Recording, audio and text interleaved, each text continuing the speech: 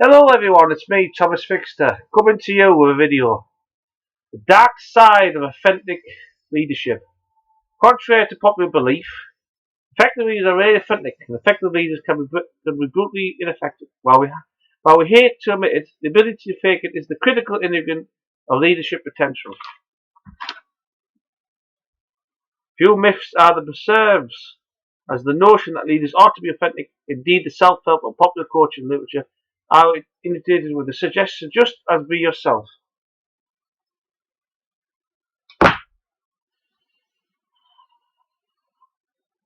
Don't worry about what people think of you, and if you think you are great, you are. Although such feel-good advice is obviously comforting, wouldn't it be nice if others just celebrate the most spontaneous, unfiltered, and impulsive version of ourselves, and we had to pleasure whatsoever to behave, even in critical workstations? It is in stark contrast with the rather more sobering and tenuous reality, namely that faking it is a critical ingredient of leadership talent.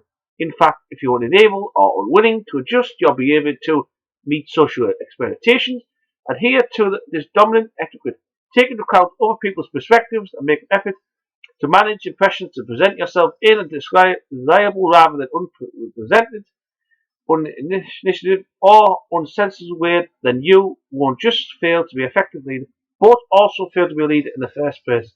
A quick glance at the current state of affairs in leadership should make it pretty clear to anyone that efficiency comes at a high price, paid not only by leaders, but also and especially their followers. Most of the social, political, and economic problems leaders cause are a direct result of their unwillingness or inability to initiate their authentic self, usually because they feel too powerful, immune, or entitled to care about the consequences of acting too little consideration of what others need, and too much consideration for their own selfish interests.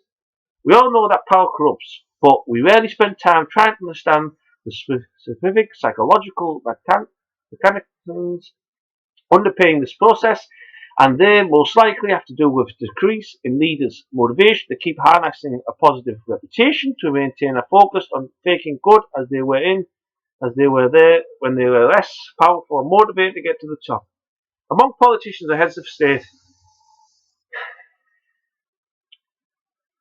this explains why even dictators start as relevant leaders before developing into toxic agents, and why charismatic leaders will once they stop keeping their narcissistic tendencies in check and no longer give a damn about what others think of them.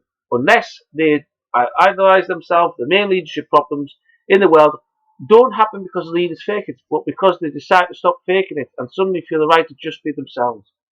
To be sure, some people may like you for who you really are deep down, which of course requires a great deal of knowledge of who you are and getting to spend a great deal of time with you, whether they are your family, best friend, spouse, or psychotherapist. The scientific literature suggests very clearly that in most instances they will get to know you better than you know yourself, which is not hard since, generally speaking, humans are quite self-deceived and deluded. We don't do self-awareness very well and are much more interested in reality distortion and self-enhancement than accurate self-insights.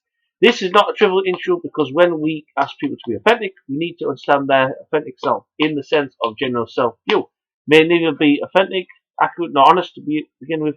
For instance, when you ask people whether they are funny, creative, original, good, or nice, around 89% of people say yes, even though that is statistically impossible, and they're not lying to you, but to themselves. By the same token, our desire to justify our positive self-views to ourselves leads to equivalent self-serving imitations of reality, and the ability to accept blame and responsibility for our mistakes and our proclivity to bring others down or see others as boring, uncreative, wrong, evil, or stupid, etc. If that's authentic self, then the world is better off if we can hide it, not just from others, but also from ourselves. Nobody wants to follow a leader who comes across as fake, but this has little to do with whether leaders are being themselves or even honest with themselves. In their decisions and behaviours, leaders benefit a great deal from being perceived as authentic by others, but that requires a great deal of attractive attention focus. It requires being consistent in one's actions and words and maintain your professional persona across settings. Keep your persona self-private. Importantly, it requires leaders to get to terms with the fundamental fact that authentic and virtual version of themselves is someone who perhaps 4 or 5 people have learned to love or at least tolerate. Everyone else is particularly those who work for them or depend on them X expects them to display the best version of themselves, acting smart, which show an effective rather than authentic way. When it comes to leadership, we have a big opportunity to improve and make the state of affairs better, not for leaders, but for everyone else. The opportunity is to distinguish between style and substance and between what's good for lead and what's good for everyone else. On the former, the issue is pretty efficient. Fundamentally, just like competent charisma is about style rather than substance, we shouldn't care so much about whether leaders really mean what they say and do deep down, so long as what as they do is good for us. This applies to the issue of whether leaders are true or true to their own values. So this can be good or bad depending on what those values are. For instance, Mario Style and Hitler were true to their values. We would have been better off if they hadn't. To a lesser degree, this applies to any leader, including proper leaders. If their values or judgment are wrong, then all we can hope for is that they are not themselves, and that they learn to follow other people's guidance decisions instead.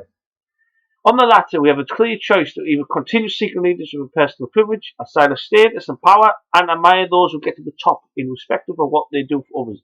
In which case, authenticity may be regarded as an extra skills or dimension of talent, as in, whoa, they got there by just being themselves, or start focusing on what it means to have certain people in charge of us. Control resource and being responsible for people's welfare and well-being. It seems clear to me that between a leader who is authentic but incompetent and one who has worked hard against their nature to act in a common way and have beneficial effects on others, the choice shouldn't be too hard. Well guys, that time again. Thank you for watching. If you would subscribe to my channel, like and share and comment on the video.